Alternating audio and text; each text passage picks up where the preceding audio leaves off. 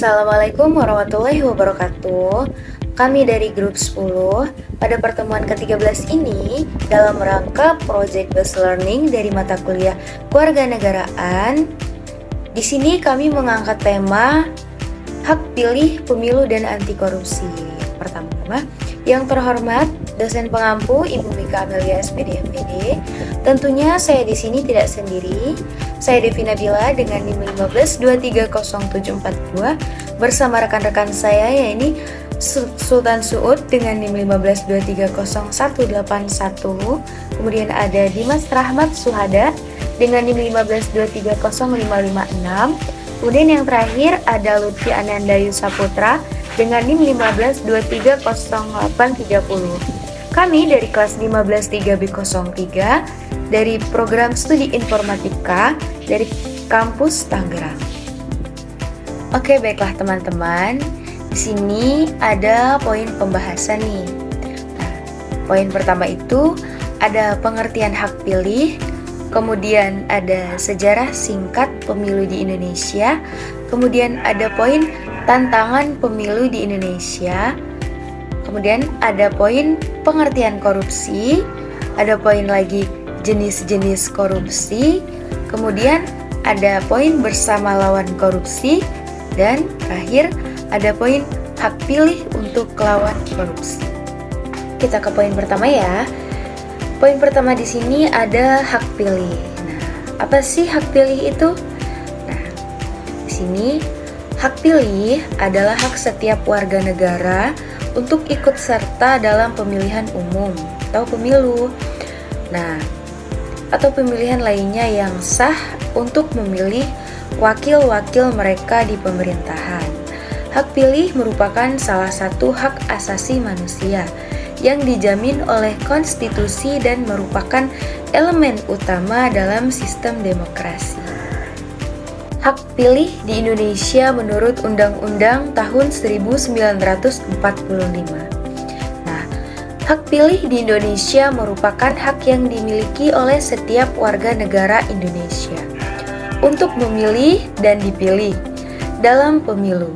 Pasal 27 ayat 1 Undang-Undang Dasar tahun 1945 menyatakan bahwa segala warga negara Indonesia bersamaan kedudukannya di dalam hukum dan pemerintahan dan wajib menjunjung hukum dan pemerintahan itu dengan tidak ada kecualinya.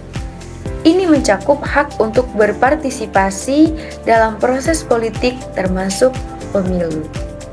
Jenis hak pilih. 1. Hak pilih aktif. Hak aktif untuk memilih dalam suatu pemilu ini adalah hak yang memungkinkan seseorang untuk memberikan suaranya dan berpartisipasi dalam memilih calon legislatif, eksekutif, atau pejabat publik lainnya. Nah, nomor 2 ada hak pilih pasif. Hak untuk dipilih atau mencalonkan diri dalam pemilu ini berarti seorang dapat mencalonkan diri sebagai kandidat dalam pemilihan dan berkompetisi untuk jabatan publik. Kemudian hak pilih di Indonesia. Nah, di Indonesia itu hak pilih pertama kali diterapkan secara universal pada pemilu tahun 1955. Sejak itu, hak pilih aktif dan pasif dijamin oleh Undang-Undang Dasar tahun 1945.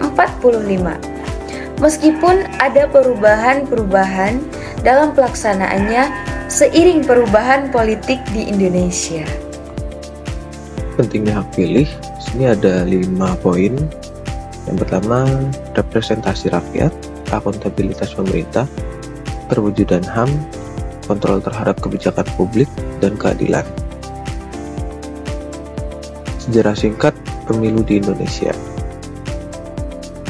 Sejarah singkat pemilu di Indonesia, ini ada 3 era. Yang pertama, pemilu di era demokrasi terpimpin, pemilu era Orde Baru, dan pemilu era reformasi. Oke, kita bahas yang pemilu era demokrasi terpimpin di tahun 1959 sampai dengan 1965. Oke. Setelah Dekret Presiden 5 Juli tahun 1959 yang membubarkan Konstituante, Indonesia memasuki era demokrasi terpimpin di bawah Presiden Soekarno. Pada masa ini, pemilu tidak dilaksanakan dan Soekarno memerintah dengan lebih banyak mengandalkan keputusan presiden dan dukungan militer. Demokrasi parlementer digantikan oleh sistem pemerintahan terpusat. Pemilu era Orde Baru di tahun 1971 sampai dengan 1997. Setelah berakhirnya kekuasaan Soekarno, Indonesia memasuki masa Orde Baru di bawah pimpinan Soeharto. Pemilu pertama di masa Orde Baru dilaksanakan pada tahun 1971. Dan pemilu diadakan secara reguler setiap 5 tahun sekali. Namun, pemilu pada masa ini dianggap tidak demokratis karena dominasi Golkar, kontrol kuat pemerintah terhadap partai politik, dan kurangnya kebebasan berpendapat. Terakhir, pemilu era reformasi di tahun 1999 sampai sekarang. Setelah jatuhnya Soeharto pada tahun 1998, Indonesia memasuki era reformasi yang ditandai dengan perubahan mendasar dalam sistem politik, termasuk pemilu. Pemilu 1999 adalah pemilu pertama di era reformasi yang dianggap lebih bebas dan demokratis.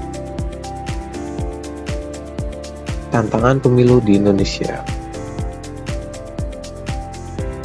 Tantangan pemilu di Indonesia ini ada 3 poin. Pertama, politik uang, akses pemilu, dan hoax dan disinformasi.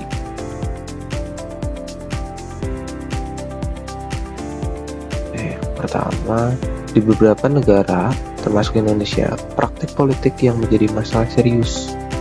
Uang sering digunakan untuk membeli suara atau mempengaruhi pemilih. Kedua, akses pemilu di beberapa daerah yang terpencil atau kurang maju, akses untuk berpartisipasi dalam pemilu masih menjadi tantangan, terutama terkait infrastruktur pemilu yang kurang memadai. Nah, terakhir, hoax dan disinformasi. Di era digital, penyebaran berita bohong atau informasi palsu dapat mempengaruhi keputusan pemilih. Ini bisa merusak integritas pemilu dan mencederai hak pilih yang seharusnya berdasarkan informasi yang benar. Saya di sini akan menjelaskan apa itu korupsi. Korupsi adalah tindakan penyalahgunaan kekuasaan atau jabatan publik untuk keuntungan pribadi atau kelompok. Ini bisa berupa suap, penggelapan, manipulasi anggaran, atau penyelewengan aset negara. Korupsi merusak tatanan hukum, ekonomi, dan sosial karena melemahkan kepercayaan publik terhadap pemerintahan dan institusi negara. Jenis-jenis korupsi: penggelapan, embezzlement, penggelapan atau pengalihan sumber daya atau aset negara untuk kepentingan pribadi tanpa izin yang sah. Terus ada suap, bribery, tindakan memberikan atau menerima sesuatu yang bernilai uang, barang, jasa untuk mempengaruhi keputusan atau tindakan seorang yang berwenang. Kolusi, kesepakatan rahasia antara dua pihak atau lebih untuk melakukan tindakan curang yang merugikan pihak lain. Nepotisme, penyalahgunaan kekuasaan untuk memberikan posisi atau keuntungan kepada keluarga atau teman tanpa memperhatikan kompetensi. Gratifikasi, pemberian hadiah atau imbalan kepada pejabat publik yang dianggap sebagai bentuk korupsi apabila terkait dengan jabatan atau kekuasaan yang dipegang. Selanjutnya ada dampak korupsi, berdampak pada ekonomi. Korupsi menghambat pertumbuhan ekonomi, meningkatkan ketimpangan dan menyebabkan penyalahgunaan dan menyebabkan penggunaan anggaran negara yang tidak efisien. Selanjutnya ada dampak sosial. Korupsi merusak moralitas masyarakat, menyebabkan ketidakadilan dan memperparah kemiskinan karena sumber daya publik yang seharusnya untuk rakyat justru diselewengkan. Dampak hukum. Korupsi menghancurkan supremasi hukum karena melibatkan aktor-aktor dalam sistem hukum yang seharusnya menegakkan keadilan. Terus ada dampak politik. Korupsi melemahkan legitimasi pemerintah, memicu ketidakpercayaan terhadap lembaga publik, dan dapat menimbulkan ketidakstabilan politik. Selanjutnya ada Undang-Undang Korupsi. Undang-Undang Nomor 31 Tahun 1999 tentang Pemberantasan Tindak Pidana Korupsi. Undang-undang ini menjadi dasar bagi pemberantasan korupsi di Indonesia, termasuk pengaturan tentang tindak pidana korupsi. Sanksi dan hukum. Undang-Undang Nomor 20 Tahun 2001. Undang-Undang tentang perubahan atas Undang-Undang Nomor 31 Tahun 1999. Undang-undang ini mengatur pemberatan, hukuman, dan langkah-langkah yang lebih efektif dalam memberantas korupsi. Undang-Undang Nomor 8 Tahun 2010 tentang pencegahan dan pemberantasan tindak pidana pencucian uang. Undang-undang ini relevan dalam memberantas korupsi karena pencucian uang seringkali terkait erat dengan tindak pidana korupsi. Bersama melawan korupsi. Komisi Pemberantasan Korupsi atau KPK, lembaga independen yang bertugas memberantas korupsi secara profesional, efektif, dan bebas dari intervensi pihak lain. Yang kedua, Kejaksaan Agung. Sebagai lembaga penuntut umum, Kejaksaan Agung memiliki tugas untuk menuntut kasus-kasus korupsi di pengadilan. Yang ketiga, Kepolisian Republik Indonesia juga memiliki peran dalam melakukan penyelidikan dan penyidikan kasus-kasus korupsi. Yang keempat, Badan Pemeriksa Keuangan atau BPK. Lembaga ini bertugas melakukan audit terhadap penggunaan anggaran negara untuk memastikan tidak ada penyimpangan atau korupsi.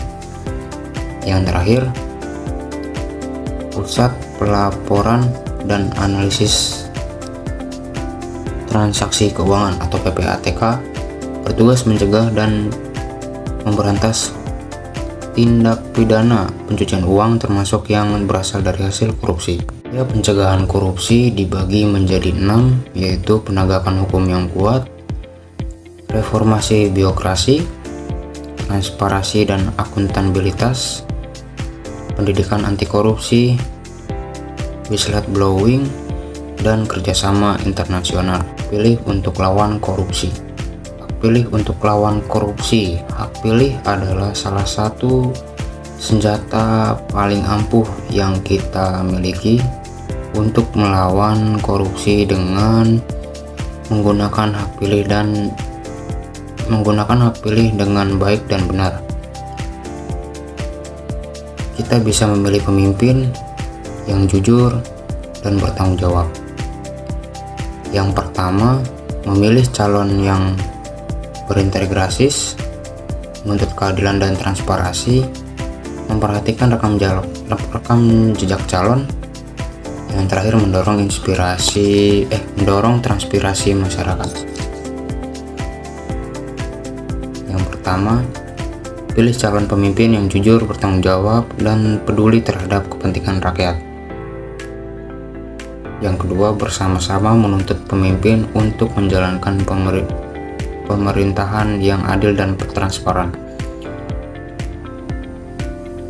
Yang ketiga, teliti rekam jejak calon pemimpin, apakah ada riwayat korupsi dan kejahatan lainnya. Yang terakhir, libatkan diri dalam mengawasi pemerintahan dan melaporkan jika terjadinya korupsi. Oke, kita masuk ke kesimpulan. Di sini pada materi ini kesimpulannya adalah hak pilih merupakan fondasi utama dalam sistem demokrasi yang memungkinkan warga negara untuk terlibat dalam proses politik dan menentukan masa depan bangsa. Sebagai bagian dari hak asasi manusia, hak pilih tidak hanya memberikan kesempatan bagi rakyat untuk memilih pemimpin mereka, tetapi juga memastikan adanya representasi, akuntabilitas, dan kontrol terhadap kebijakan publik. Namun, tantangan dalam pelaksanaannya harus terus diatasi untuk menjaga kualitas demokrasi yang sehat. Nah, kemudian korupsi adalah salah satu tantangan terbesar yang dihadapi oleh negara-negara di dunia, termasuk Indonesia. Setiap warga negara memiliki peran penting dalam mendukung upaya pemberantasan korupsi untuk menciptakan pemerintahan yang bersih dan akuntabel.